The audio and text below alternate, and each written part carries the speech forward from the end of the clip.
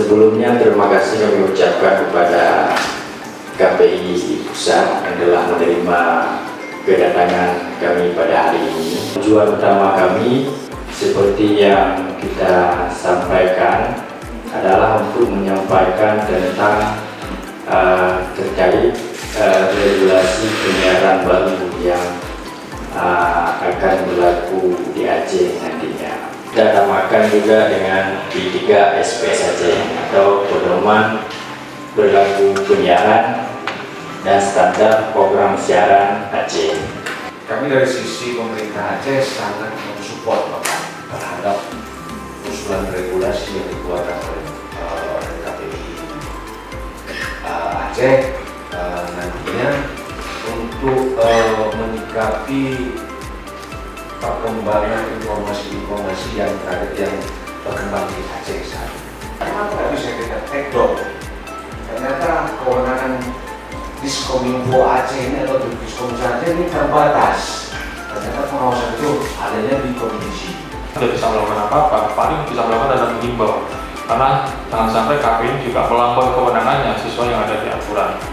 Meskipun di revisi yang diputuskan di Rakornas KPI Pusat dan KPI Indonesia selalu segera disahkan RUU penyiaran yang sudah 13 tahun yang belum selesai di DPR, dan juga termasuk soal pengawasan internet itu juga masuk di bagian yang ke depan diusulkan tidak hanya KPI tapi pihak dari akademisi maupun diawasi seperti di negara lain, bahwa yang diawasi tidak hanya lembaga penyiaran tapi juga siaran yang berbasis internet.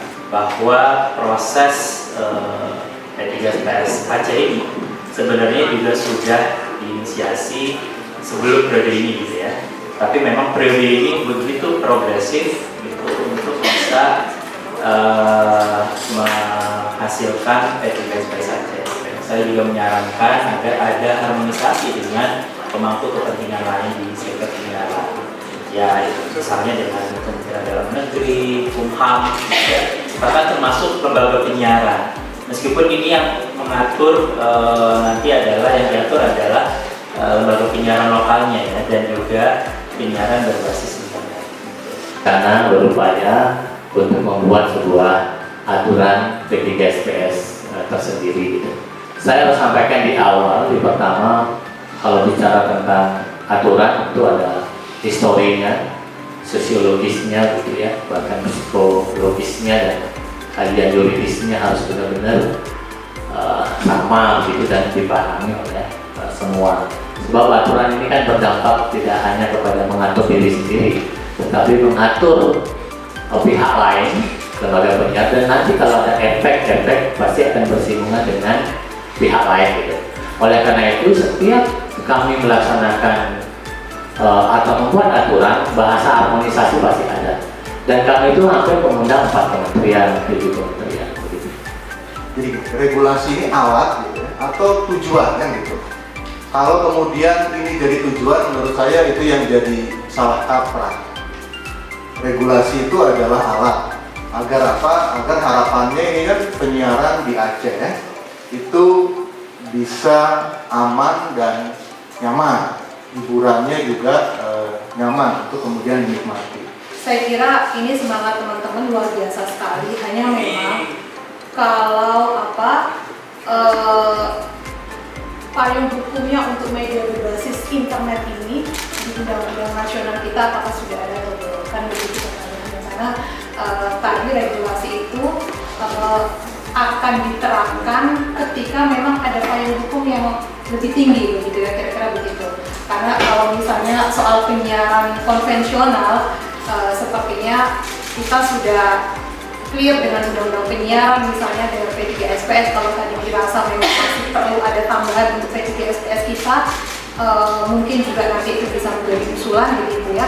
Kemudian yang lebih dikonsenkan adalah terkait dengan media berbasis OTT atau internet, platform digital dan lain sebagainya gitu. Nah, ini kemudian menjadi pertanyaan juga, apakah sudah cukup kuat payung hukum yang akan adopt oleh teman-teman ini untuk menjadi satu regulasi secara khusus di Provinsi Aceh ini. Dari manapun tadi sudah disampaikan oleh Pak Made agar jangan sampai ini juga menjadi bumerang tersendiri bagi teman-teman ketika akan ditegakkan misalnya di Aceh tanpa melalui proses atau kajian yang lebih mendalam, karena tadi ini akan berkaitan dengan pihak-pihak yang akan teman-teman lakukan pengawasan.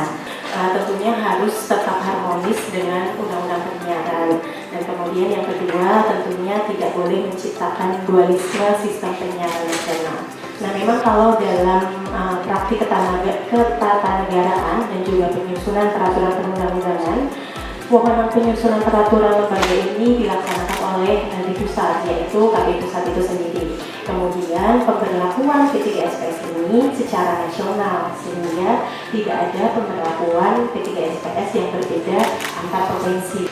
Namun bukan ingin mengesampingkan peran dan tupoksi daripada teman-teman KPI pusat, ya, karena kita tetap masih berbicara dalam stok Aceh, dan kita berharap kalau ini sesuatu yang baik dan bisa menjadi pilot project, maka tidak selama tidak menyalahi ketentuan-ketentuan yang ada.